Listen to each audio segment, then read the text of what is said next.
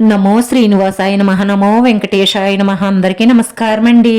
ప్రతిరోజు రాశి ఫలితాలు తెలుసుకోవడానికి ఇంకా మన ఛానల్ సబ్స్క్రైబ్ చేసుకోకపోతే ప్లీజ్ సబ్స్క్రైబ్ చేసుకోండి. లైక్ చేసి మీ పూర్తి సపోర్ట్ మన శ్రీనివాస ఛానల్ కి ఇవ్వండి. ఈ వారం రాశి ఫలితాలలో గోచార్య రీత్యా వృషభ రాశి వారు ఎటువంటి శుభాశుభ ఫలితాలను పొందుతారో తెలుసుకోవడానికి ఈ మన వీడియోని ఎక్కడా స్కిప్ చేయకుండా చివరి వరకు చూడండి. ప్రేమికులు పెద్దల నుంచి విమర్శలను ఎదుర్కోవలసి ఉంటుంది, కానీ నిజమైన పవిత్రమైన ప్రేమ తప్పకుండా గెలుస్తుంది. ఉద్యోగస్తులకు పై అధికారుల నుంచి గుర్తింపు రాణింపు లభిస్తాయి.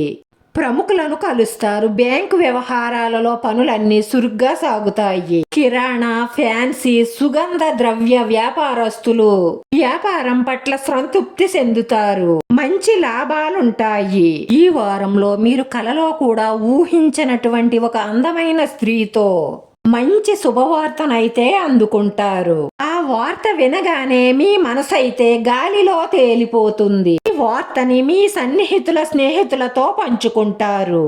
చాలా జాలీగా గడుపుతారు. నిరుద్యోగులు పెద్ద పెద్ద ఆశలకు పోకుండా వచ్చిన ఉద్యోగ అవకాశాన్ని సద్వినియోగపరుచుకోండి. దైవ సేవా కార్యక్రమాలలో చురుగ్గా పాల్గొనండి. రాశి చక్రం అంచనాలను బట్టి చూసినట్లయితే బ్యాంకు రుణాలను తీరుస్తారు. స్త్రీలు కొన్ని చిన్న చిన్న అనారోగ్య సమస్యలు ఎదుర్కోక తప్పదు. మంచితనం మీ ప్రవర్తనతో శత్రువులను మిత్రులుగా మార్చుకుంటారు. విద్యార్థులు చదువు పట్ల శ్రద్ధ వహించాలి. కళలు, రాజకీయ, ప్రజా రంగాల వారికి ఒత్తిడి పెరుగుతుంది. ఖర్చులు అదుపు కాకపోవడంతో మరింత ధనవ్యయం అవుతుంది.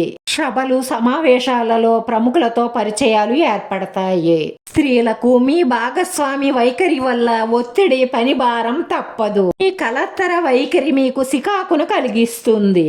పుణ్య సేవా కార్యక్రమాలలో చురుగ్గా పాల్గొంటారు. బంధుమిత్రులను కలుస్తారు. ఉద్యోగ ప్రయత్నం అనుకూలించడంతో నూతన ఉత్సాహంతో ఉంటారు. సోదరి సోదరుల మధ్య అవగాహన కుదురుతుంది. రాజకీయాలలో వారి కార్యక్రమాలు వాయిదా పడడం వల్ల ఆందోళన చెందుతారు. ఆర్థిక విషయాలలో చాలా గోప్యంగా వ్యవహరించండి. గృహంలో మార్పులు చేర్పులు వాయిదా పడతాయి. ఇక కార్య సాధనలో ఓర్పు నేర్పు చాలా అవసరమని గమనించండి. రాశివారి పరిహారంలో బూడిద గుమ్మడికాయను మీ ఇష్టదైవం పాదాల దగ్గర ఉంచి దానికి కొద్దిగా పసుపును రాసి గంధంతోనూ కుంకుమతోనూ బొట్లు పెట్టి భక్తి శ్రద్ధలతో పూజ పూర్తయిన తరువాత ధూపం వేసి దాన్ని మీ సింహద్వారం ఎదురుగుండా వేలాడదీయండి.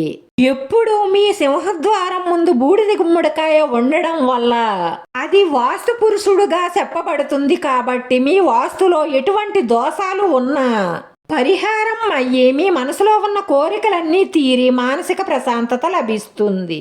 వీడియో నచ్చితే లైక్ చేయండి, షేర్ చేయండి. మీ లైక్ మాకు ఎంతో విలువైంది. మీరు లైక్ చేయడం వల్ల ఈ వీడియో కొంతమందికి చేరుతుంది. నా శ్రీనివాస ఛానల్ ఆదరించండి. అందరికీ ధన్యవాదాలండి. నమో వెంకటేశాయ నమః.